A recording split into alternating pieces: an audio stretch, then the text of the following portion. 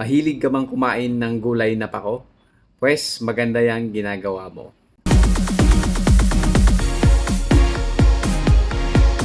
Masarap siyang gawing salad, ginataan, ginisa, at siguro may iba pang luto nito pero hindi ko na alam.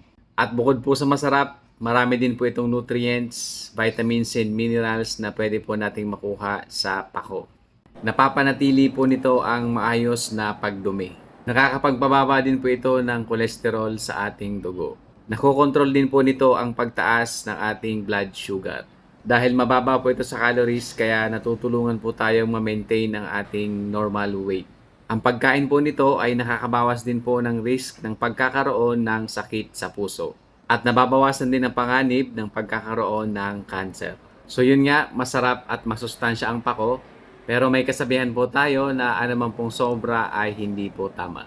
Ang pagkain po ng sobra-sobra ng pako ay pwede pong magdulot ng sakit sa tiyan. Maari po kayong magka-diarrhea at pwede po kayong magkaroon ng allergic reaction. So tandaan po natin, kumain lamang po ng sapat. Kung may natutunan ka sa video na to, ano pang hinihintay mo? I-share mo na sa mga kakilala mo.